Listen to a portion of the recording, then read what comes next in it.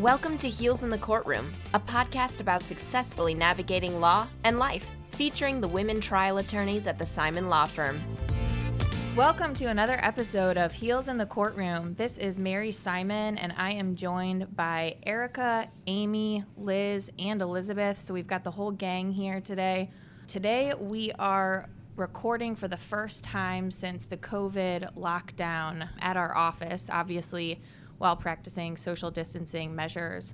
We had a series of pre-recorded podcast episodes prior to this episode coming out, but we thought that, it'd be timely for us to insert an episode about COVID and working from home and some of the struggles and benefits that come with working from home. At the Simon Law Firm, it's going on about 3 months now of folks working from home, which is surprising to even say, but this is the first time I've been in the office since early March. But with that being said, we wanted to address some of the issues that have come up with working from home, both struggles and also benefits that we've gained or learned about ourselves and our ability, productivity level that we can attain while working at home versus working in the office. So Amy, I first want to ask you about what do you think has been the biggest benefit or alternatively the biggest pitfall for you working at home? Thank you, Mary. Appreciate it. So a little bit of background. I did leave the office early March for our little spring break, and the office closed the week that we were gone. So I did pop into the office the first day I was back just to gather things, because I am not 100% electronic on all of my cases. I like paper. I like reading depositions that are in front of me that I can mark on. And I just had this panic attack of really, I have to have stuff in my hands. And so I popped in to the office on that Sunday after returning and literally just grabbed a whole bunch of stuff and got back in my car and drove back to my home. And where we have been ever since. The other complicating thing about my beginning journey at home was our kitchen was being renovated. And I have a little office, well, it's not really an office. I have a little desk in the kitchen that was not available. My husband works from home. So we were sharing an office. And that is, there can be too much sharing when you live together. So, and he was wonderful, actually. And one of the interesting things about this lockdown for us on a personal note is that we've actually gotten along very well. I come from a mindset that you need to be at the office. And I would work from home occasionally if I had meetings closer to my home in the afternoon. I wouldn't come all the way back downtown. So obviously you can work from home, but just getting my mind around the idea that I could do it well was something that I wasn't comfortable with originally. The benefit is, guess what I am? I am very efficient at working from home, but again, I have a really easy home life for that to happen. Children that are older, a husband that's used to working from home as well, and it has been very efficient. And then meeting with my team via Zoom pretty much more often than we ever did when we were all in the office, right, Liz? I mean, we're definitely having very regular Zoom meetings, which I think has contributed to the efficiency of the group. So lucky in that I have the right circumstances to be efficient, and just very privileged that I have a position that we can certainly continue to work very hard for our clients, with the only caveat really being the loss of the jury trial, and we don't know when we're going to get that back. Thanks, Amy. What about you, Erica? I know that you've got a little bit of a different circumstance at home, and I'm wondering how the transition's been for you. So my wife and I both work full-time. Her work also translated to home, so she was able to do her job at home as well. And we have a 1.5-year-old, and our daycare closed. So the three of us have been home for about 3 months together. I think probably a month into that, we contacted our daycare to see if anyone was available to help us out with some childcare. So we were super fortunate to have my daughter's favorite daycare teacher coming over Monday, Wednesday, Friday mornings, which the second that started, you could just see the delight in my kids' eyes to have a change of people in the house. But I think that transitioning to working from home full-time, parenting full-time, and struggling with a spouse to kind of claim your time has been really hard for us to get used to. We've totally made it work, and I will agree with Amy, and I think the most surprising thing is how well we've gotten along. Kristen would usually work in the morning, and I'd take Charlotte, and then, we'd switch. And I would be so exhausted and, sit down to my desk at 12:30, and I was like, oh my gosh, I think I've lived a day and a half by this point. But any parent who has been going through these last couple weeks will be out there thinking, oh man, I have 3 kids between 3 and 10, or, everyone has had a different situation. And if you haven't had kids to run after, that's a whole nother thing. Yeah, and it's been fun. I've called Erica quite a few times while working at home, and I have heard Charlotte in the background. Yes. It's funny. I always pick up your call when I'm with Charlotte or Amy. We've been doing that too. And I'm like, well, these gals won't mind if Charlotte, interjects with a joyous scream in the background. I usually end the phone call by telling Erica to send me a picture of Charlotte, because that always brightens my day. Liz, I know that you also have different circumstances than Amy and Erica, and I'm curious to know what you think about your biggest benefit or pitfall from working at home, or just something that has been the biggest adaptation you've had to make. Yeah, so my situation is different than both Amy and Erica in that I don't have children. Erica, I love your child, but I have a sister who is 12 years younger than me, and I remember when she was born and just how much work kids are, especially when they're that little and they need so much attention. And so right now, I'm so thankful that it's just my husband and me and our 2 cats, who are also a bit whiny, but they also sleep a lot and can entertain themselves for the majority of the day. And that's my situation right now. It's just husband and cats. And I will say that when the news of coronavirus first really broke in the United States back in mid to late January, I had paid special attention to it because the night before that story broke, I had watched the movie Contagion. Oh, yeah. It happened to be on TV. I happened to watch it. It'd been my first time seeing it. And so when I saw the NPR story the following morning, my brain immediately went to, oh no, I would totally be Gwyneth Paltrow in this situation. I am patient zero. I immediately went to the worst case scenario. And so as coronavirus sort of developed and we started to realize that this is pretty serious, it's more than just the common flu, we should be preparing ourselves. I went into preparation mode and I started getting a room ready just in case. I set up my home office pretty early. I made my makeshift standing desk. I got a second monitor down there. My husband and I had a game plan. We started stocking up on food, toilet paper. I'm not going to tell anyone where I live because my house is going to get raided first because we were ready. And I think it's because we watched the movie the night before. I felt prepared for it, and it has been not so bad. My husband has been able to continue working. I've been able to continue working. We both have jobs that keep us really busy. I work a full day every day all week, and so does Steve. So we have our setup where he is completely separate from me. We again planned early. He's upstairs, I'm downstairs. And we only see each other at meals and in the evening when we would usually see each other. And it's worked out really well. And so while I'm looking forward to getting back into the office, hopefully soon, and seeing my colleagues every day and being able to have those interactions, I'm okay right now working from home. I think, though, that the biggest problem that I have faced is just organization, trying to work within a team. It can be a bit more difficult when everything is online or trying to do it virtually.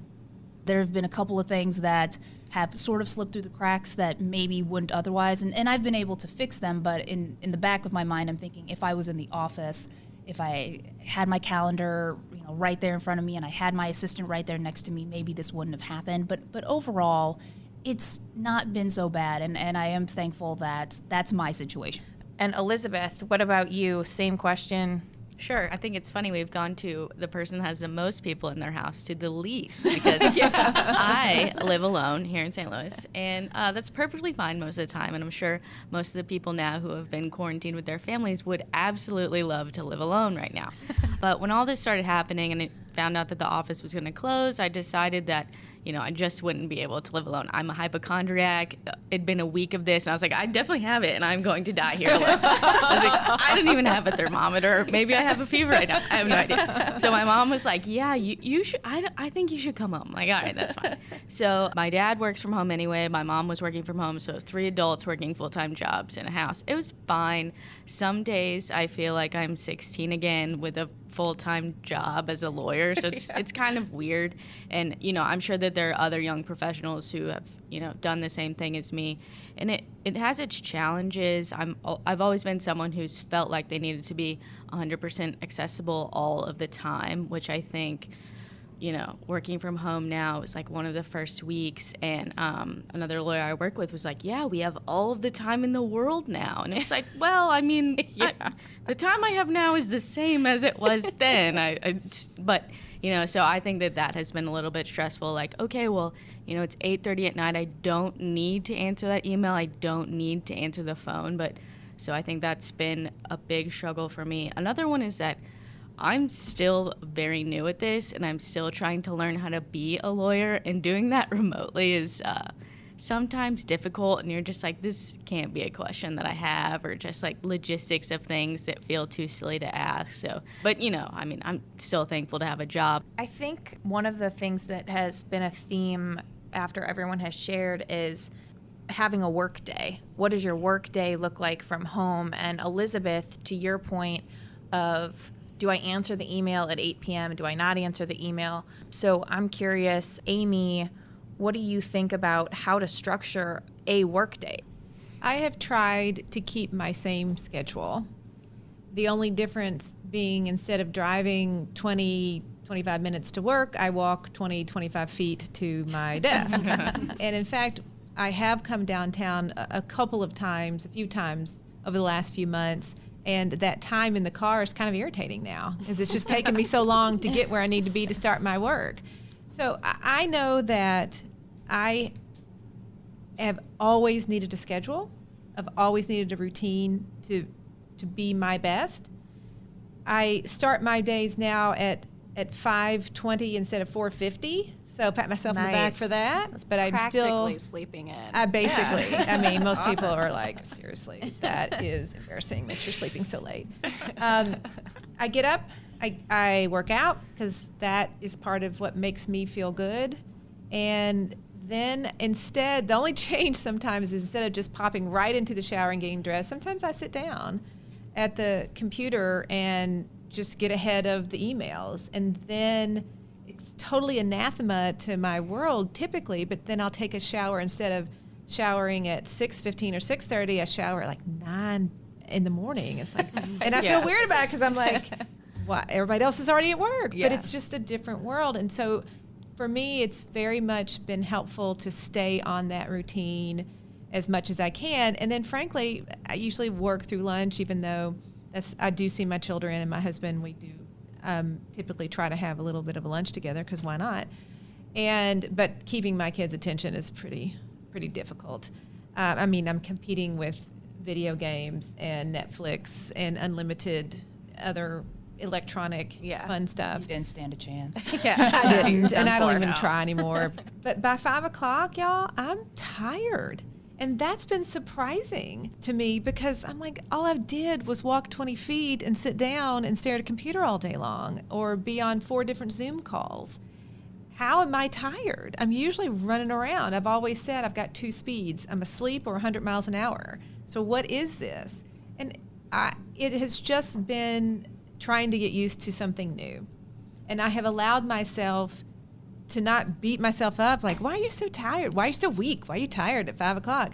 And the answer is, it's just a mental stress that we've all been through, from the uncertainty of it all, that breeds anxiety that we're all dealing with, even though everyone at this table is privileged. I know we all know that.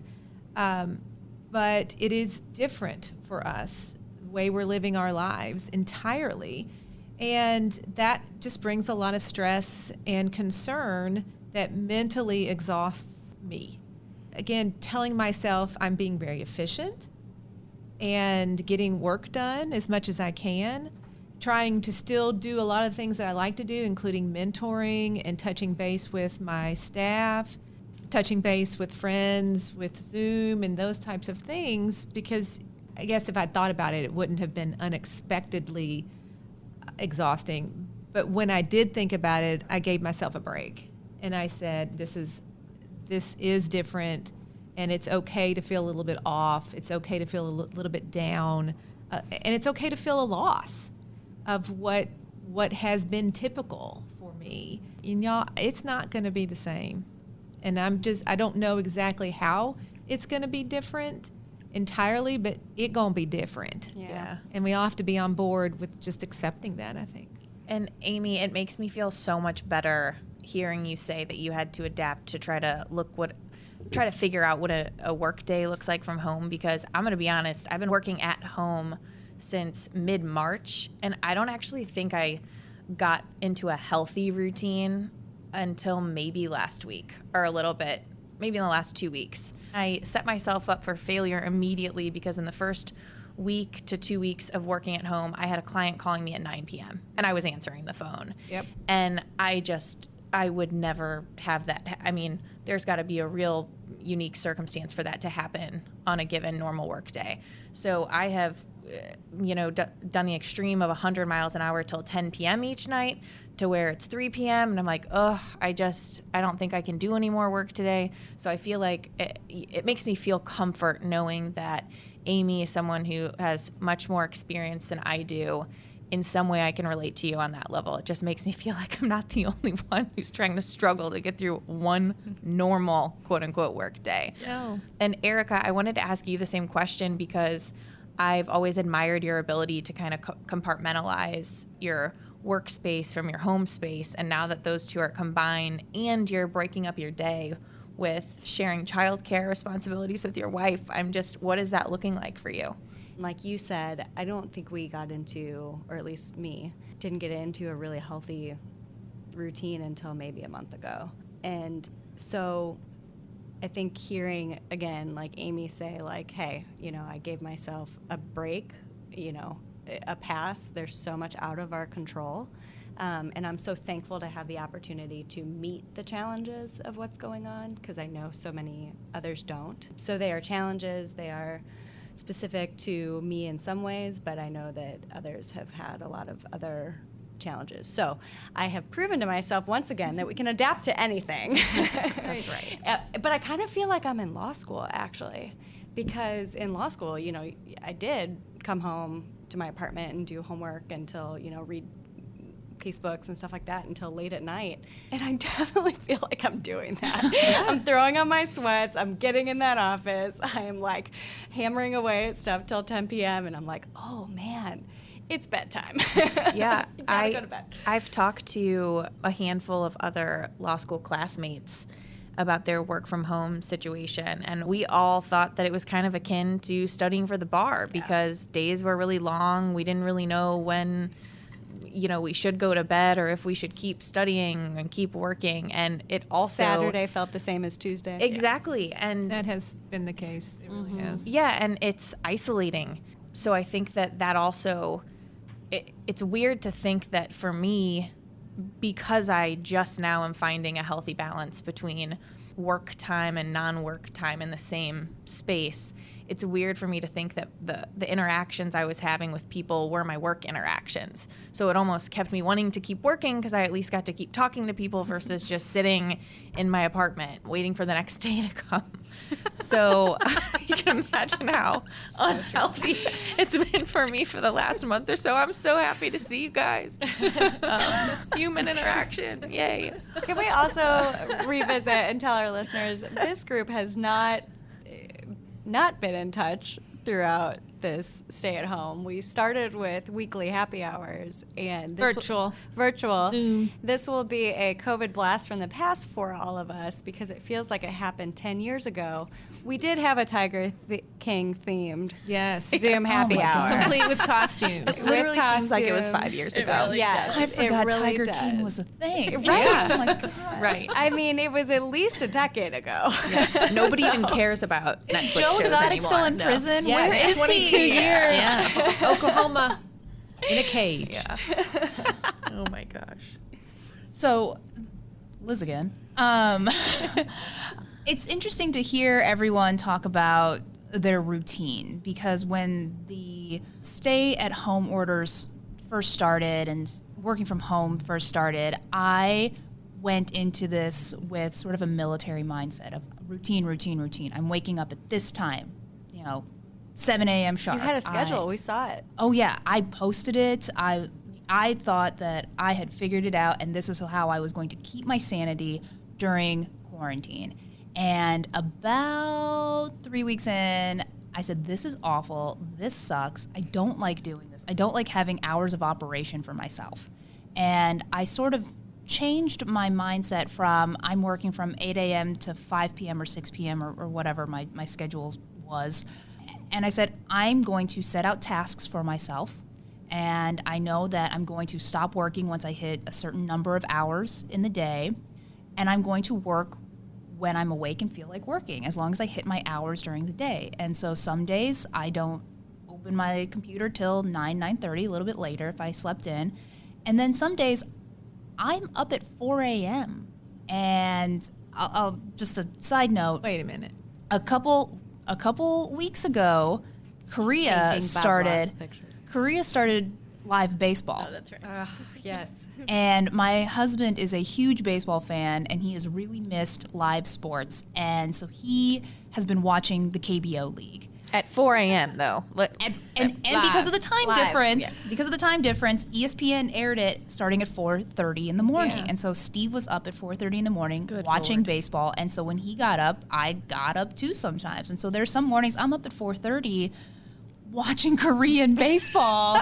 And we have both selected our teams, and it's been interesting for me too because I am from Korea. So it's been this nice sort of connection culturally that I've really enjoyed. But if I'm up at 4:30 working with KBO in the background, I'm not going to be on my computer at 6 p.m. And so I have sort of abandoned structure, and I have much more of a go with the work day flow attitude, and that has been really beneficial for me. I think everyone just needs, and hopefully by this point has, found what works for them, and don't feel bad or guilty about it. That email will be waiting for you when you get back.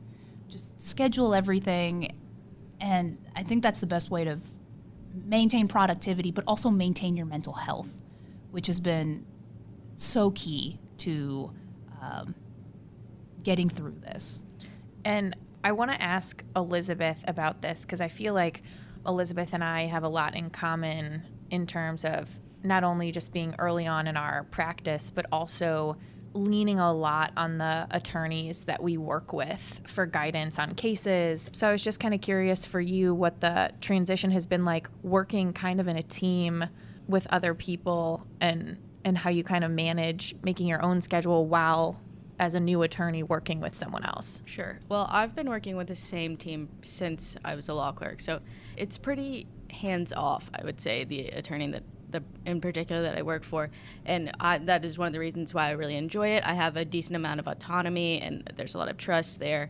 So I know that I don't have to work the exact same hours as he does, and that's totally okay. But I also think that I need to answer the phone when it rings, so it helps that if we're on the same schedule, because he is very much when he's in the zone, he needs the answers. Yeah, I feel the same way. I mean, I work a lot with my dad. And anybody who's ever worked on a case with my dad, probably on any side of the case, knows that if he has a goal, there's nothing getting in the way of him and his goal. And when that means there's a person now that he can call to get information electronically to him, it's, sometimes in the middle of the day, I even think to myself, I'm like, well, do I keep working on this motion that I know I need to get done, or should I stop what I'm doing and, handle this issue for him that I normally wouldn't have to if I was at the office, because there's other people who are able to help with that. And I think that him being not only my dad, but he is my boss. So he and I have also kind of worked out this mutual respect for one another, where I have had to say more often than I would if I was at the office, hey, can I finish this first and then do that? And he's always like, absolutely, no problem. And obviously, if it's something that's super urgent and I can't do it, there's a whole team of people who can help get whatever needs to be done. Right. So I'm interested to hear what you all think about listeners to our podcast who might be in a situation like that, where they're kind of at the beckoning call of a more senior attorney. I mean, yeah, what do you think about it, Amy? I had to raise my hand. Yeah. Because I wanted to be called on. I may have already mentioned this before in our discussions, but you teach people how to treat you. If you teach people that you answer your phone at midnight, people are going to continue to call you at midnight because you've told them it's okay to call you at midnight. And I don't think you have to abide by that their rules. Have the conversation. I like to believe not everybody is so hard and fast in what they want they can't work with their staff. You just have to educate them on what works for you. And you do not have to believe that there's only one way for things to get done, and that is his way or her way or your supervisor's way. If you feel like all you can do is answer that phone because of whose name is popping up on your phone, regardless of what time it is, you are letting that happen. And it's gonna breed resentment to a certain extent. Everyone is allowed to have a work day and a weekend in our profession. We're lucky about that, I know. And you have to set those boundaries. And it's not easy, and not always an easy conversation. There might be a little bit of pushback, but if you don't set those boundaries, you can't expect people to abide by boundaries they're not aware of. So that's my 2 cents worth on that. Yeah, and setting or having the conversation earlier helps avoid those resentments. Absolutely. I remember reading once about resentments, and it was something to the extent of an expectation is just a resentment waiting to happen. And I think that that's pretty on point with what you're talking about, is you expect, whether it's an attorney who's working for you or the attorney you're working for, if you have an expectation that they're only going to work in an 8-hour workday that you also work in, and they're calling you outside of that, it just is getting to you. So you might as well just have the conversation and find a way that works for both you and the other person you're working with. I think a huge benefit to working from home, I don't think it's a benefit of working from home, but I think it's a benefit of being more productive, is teamwork, that working from home has taught me, especially in regards to what a work day looks like.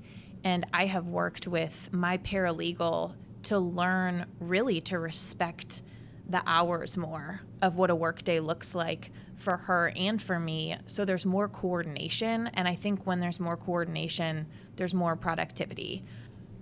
So this has been a great episode, not just because I love all of the advice and the conversation we've had, but just I miss all of your faces so much. So I'm so glad to see you all and be able to have this conversation in person. And for any of our regular listeners, you know that what we like to do at the end of a lot of episodes is a takeaway. What did you learn from this conversation that we've had? And we're going to do a little bit of a spin on that. This is your takeaway that you're bringing back.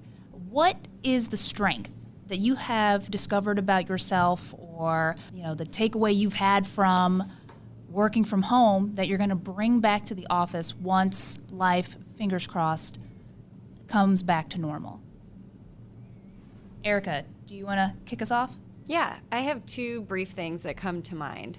One is I've had so much more coordination with my team. So my paralegal and I have had Zoom meetings where we go through our whole case list and the tasks on that case list. If you recall, I am the taskmaster of the group. We review that almost every week, and not only does it help me stay on track as days are running together, but I've heard several times from my paralegal how much it has helped her keep the priorities straight on our case list and know what needs to be dealt with first and things that can be put on the back burner. So I think we will continue that, whether it's in person or however.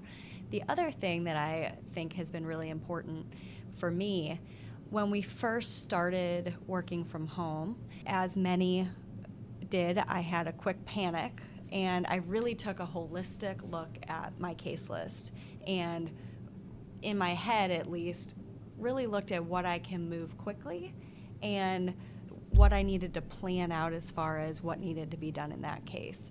And before that, I feel like I was just kind of working day to day and dealing with, what was coming up in whatever case was on my radar. So now I think coming back to the office from working at home, I will take a much more holistic approach to planning and looking at all my cases as a body of work that all needs to be coordinated and work together continuously, as opposed to just addressing what is hot. Thanks, Erica. Elizabeth, I'm going to toss the question to you. Sure. So as I mentioned earlier, I found that working from home and, everyone working remotely, it's been challenging for me as a young lawyer to kind of develop my own skill set. But I think that one, bright side of that is that I've learned to trust my instincts more and take more initiative in my cases and just kind of stop always second guessing and asking those follow-up questions that don't always need to be asked. And because, I've been doing this long enough, and I know a lot of you younger lawyers that might be listening have been doing this long enough to know that the right decision that needs to be made, what needs to be filed. So you don't need to get that extra permission to do it. You just need to take the initiative and do it. I love that. Don't need the extra permission. Mary, I'm going to throw the question to you now. I think the biggest thing that I've learned that helps my practice and me and my mental health, honestly, is checking in with my colleagues. I have really, really appreciated the intention that has to come behind any words or any message you send or any email you send or phone call you make while you're working at home, and having regular check-ins with you all and just asking, how are you, is something that I never want to take for granted. And I'm so happy to work at a firm with such amazing lawyers, especially amazing women that I can check in with and ask, how are you? And I'm looking forward to doing that more often when we're back in the office. Amy? I've been scribbling a few notes while you all talk. Each line that I write gets a little more philosophical. My practical answer is, I don't think I ever have to travel again for a deposition. I mean, for fun, I miss that, but I'm not sure I ever actually have to travel again for a deposition. I've learned that I can do a good job for my client, even presenting my own expert over a Zoom or WebEx. And I wasn't confident in that before now. So I think that's a good thing. And I told myself I was going to stop saying I think all the time. So I'm going to try to stop saying I think. Obviously, if I'm saying it, that's what I think. Anyway, I digress. That's a good thing. The more philosophical answer is change can be good. I am stuck in my ways to a certain extent. I don't love change. I like my routines, as I said earlier. When everything is turned on its head, you can come out the other side okay, and that's a good life lesson to learn even as you're nearing 50, like myself. Change is sometimes good. Tradition isn't always the only way to be and the only way to go. 2020 is going to be, it's going to go down in history, I think, on so many levels for so many people, just a terrible year. But I take solace in the idea and the belief that we're all going to be okay.